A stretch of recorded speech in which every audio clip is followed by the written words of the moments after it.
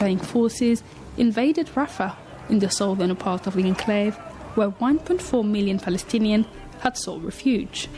Although it was considered a red line by the international community, Israel's invasion of Rafah forced the population to flee northward. However, the Israeli army intensified its attacks on the northern part of the enclave, notably Jabalia and Nusayrat, leaving the population in disarray as only few aid can enter the enclave. The UN and several human rights organizations have urged the UN Security Council to prevent Gaza's descent into famine. One of the elements, which has evidence in an investigation recently released by Amnesty International, could constitute a legal base for the charges of genocide leveled against the Israeli government. Asked about how significant Amnesty International's investigation is, our political analyst Hamoud Salhi had this to say. There is no doubt that what Israel is doing in Gaza is part of a broader objective that aims at maintaining a permanent presence in the northern border of Israel. Since mid-October, for that matter, Israel has been engaged in a sustained ethnic cleansing campaign in northern Gaza, which is part of its implementation of the so-called General's Plan, which is designed specifically to target the remaining 200,000 Palestinians in this area, uprooting them and making life for them unlivable, in the process breaking all international norms, committing what amounts by all international accounts to genocide, engaging in collective punishment, and ultimately the goal of the general plans in this instance is to clear the way for the re-engagement of the illegal rebuilding of settlements in this part of Gaza. This is in line with the implementation of this plan. The Israelis' defense forces have been in recent months laying the foundation for a permanent Israeli annexation, which may take, according to Zionist reports in the media, at least until the end of the upcoming year, 2025. Also in line with what the ultra-right extremist agenda, the ultra-right extremists have been advocating for so many years, as we know, and more recently by the current finance minister, Bezalel Smotrich, who is, as known, behind the genocide committed daily on the Gazans. And Smotrich is pushing for the extermination of all Palestinians and anything living Palestinians. His goal for the Zionist state is to repopulate Gaza, and that begins with northern Gaza. So from what we have seen on the ground, establishing facts on the ground, the statement by the Israelis and the media reports all point to the fact that the Israelis are engaged in a systematic effort to maintain a long-time presence in northern Gaza. The Israeli government, which is facing charges of war crimes and crimes against humanity, leveled at the International Court of Justice, stubbornly pursued its settlement building in the West Bank. Earlier this year, a report issued by the Office of the European Union representative in the occupied West Bank, including East Jerusalem, affirmed that the Jewish settlement building has increased by 180% over the past 5 years. More recently, the Assistant Secretary General for the Middle East, Asia and the Pacific, Khaled Khiari, said he was deeply alarmed by the Israeli continued settlement expansion in the West Bank.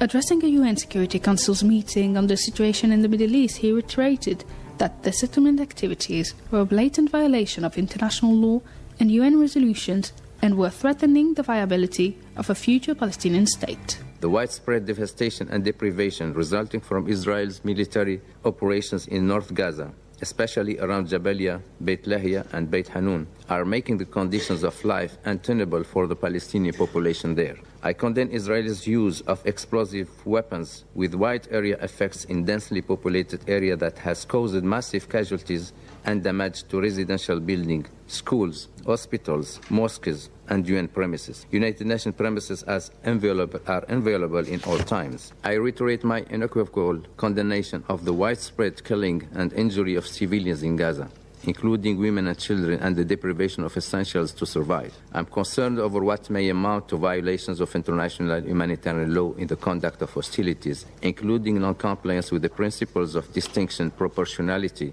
and precautions in attacks and against the effect of attacks. These are unacceptable and must stop immediately. I reiterate my call for the full investigation of all such incidents. Since it launched its military operations in Gaza, the Israeli government undertook to destroy the hopes and demolish the expectations of the Palestinians for independence. It undertook to deal a blow to the Palestinian cause, notably by liquidating some of the Palestinian Hamas movement leaders, including Ismail Haniyeh, who was assassinated in Tehran. Let's recall that the rise in the settlement expansion was also accompanied by a rise in the settlers' violence in the occupied Palestinian territory. The UN Office for the Coordination of Humanitarian Affairs, OCHA, put at 1,423 the number of attacks perpetrated by Jewish settlers against the population in the West Bank.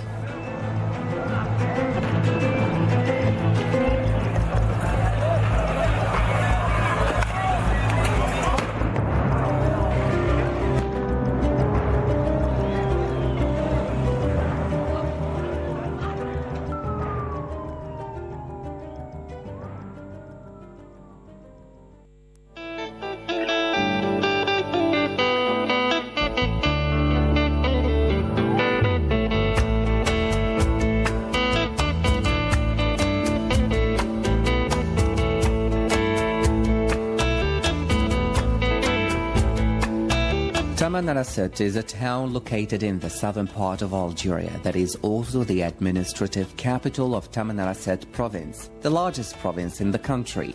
Large it may be, but vast areas of Tamanrasset province are virtually uninhabited.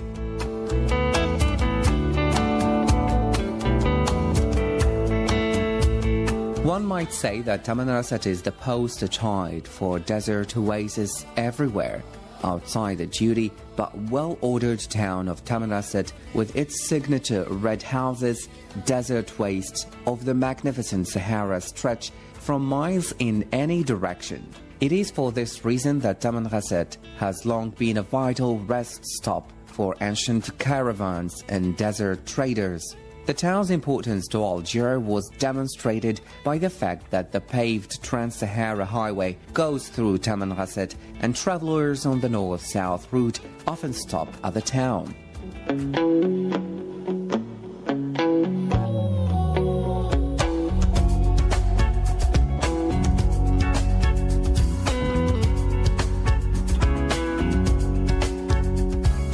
Contrary to most people's impressions, the Sahara is much more than a great sea of sand dunes. One of the Earth's largest dune fields, the Grand Erg, stretches for many miles to the east and west of Tamanrasset.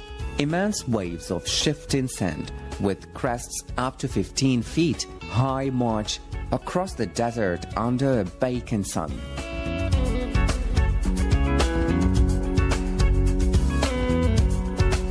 Tourists who visit the area are forewarned to bring sunscreen, protective clothing, and of course, a supply of drinking water when they set out to explore the dunes. Temperatures in and around Tamanrasset are among the highest in the world, often exceeding 100 degrees in the shade.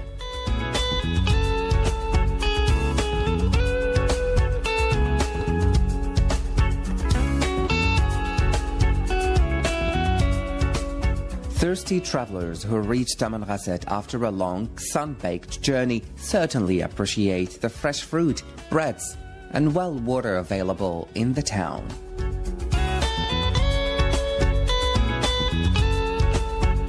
The majority ethnic group in and around Tamanrasset are the Tuareg, a mainly nomadic people who have learned to survive, even thrive, in the harsh conditions of the Sahara. Masters of the camel and caravan, the Tuareg still seek to maintain their ancient culture and nomadic ways in the face of the modern influences of the 21st century.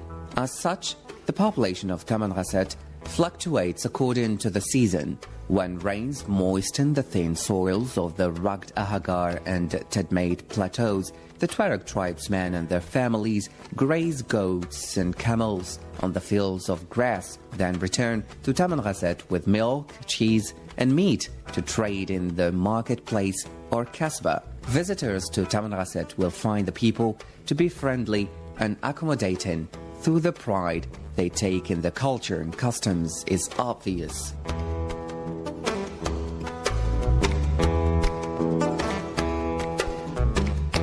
Generally, the Tuareg of Algeria are of Berber descent, but being a Tuareg is not limited to a certain race or family tree.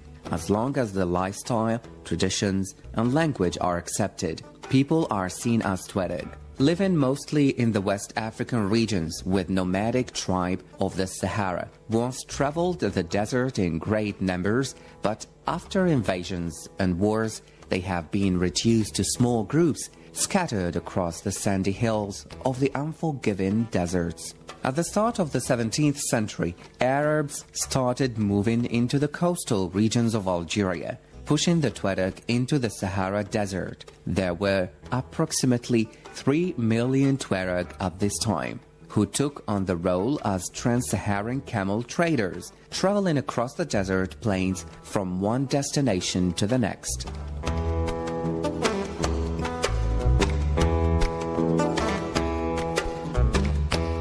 Setting up tents along the way, the caravans of camels and tribe members were a common sight on the ever-changing landscape of the Sahara Desert.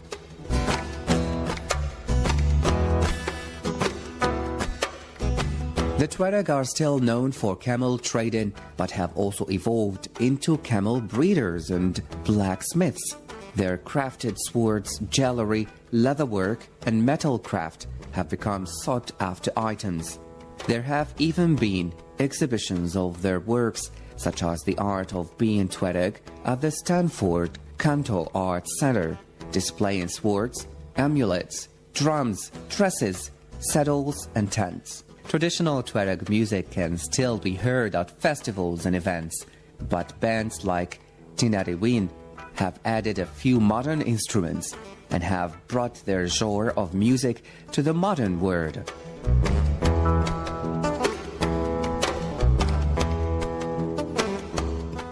Even though music is known about the Tuareg today, they still remain a mysterious part of Algeria's culture and the nomads of the Great Sahara Desert.